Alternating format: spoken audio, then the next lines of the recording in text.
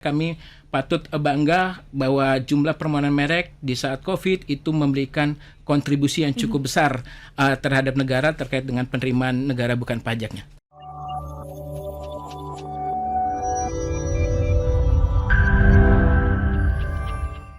Terkait dengan paten dan juga merek, karena ini dua hal yang berbeda. Berarti untuk di sekarang ini yang sudah terdaftar di DJKI Kemenkumham ini apakah lebih banyak di paten atau mereknya? Ya, karena tadi esensinya paten dan merek adalah dua hal yang berbeda. Dan tadi kita tahu konteksnya.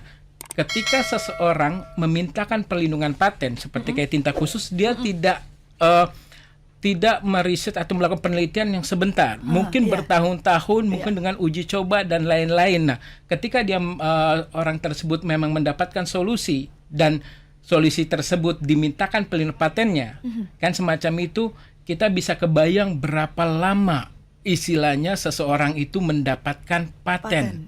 Kan terhadap invensi yang dia temukan. Nah, jadi kalau misalnya kita lihat bagaimana filosofi awal atau bagaimana histori mereka menemukan mendapatkan paten, pasti akan sulit. Nah, kalau dikatakan jumlah permohonan paten masih di bawah atau jauh di bawah merek, karena memang esensinya untuk mendapatkan paten itu lama dan kemudian untuk mendapatkan paten, pemeriksa paten itu tidak hanya menganalisa terhadap paten yang diberikan perlindungan di Indonesia, tetapi menganalisa paten dibandingkan permohonan paten diajukan ke paten-paten di seluruh dunia.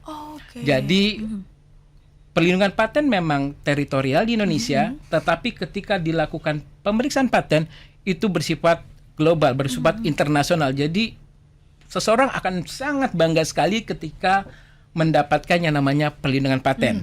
Nah, itu terkait dengan paten. Jadi pasti jumlahnya agak jauh lebih kecil kalau kita bandingkan dengan merek semacam itu. Nah, jadi kalau tadi di awal ketika orang mendapatkan paten disematkan dalam sebuah produk tersebut dipasarkan di pasaran, pasti membutuhkan namanya merek. Nah, jumlah merek per merek untuk di Direktorat Jenderal Kekayaan Intelektual itu memiliki atau mendapatkan atau diajukan dengan angka yang cukup signifikan, yang cukup banyak oleh masyarakat yang ingin memintakan perlindungan mereknya semacam itu. Karena memang tadi kalau kita bicara usaha mikro dan kecil, Indonesia merupakan satu negara yang memiliki memang jiwa masyarakat, jiwa entrepreneurship yang tinggi, sehingga ingin berusaha atau mempunyai ide untuk berusaha dan otomatis menghasilkan sebuah produk tersebut pasti ingin diberikan atau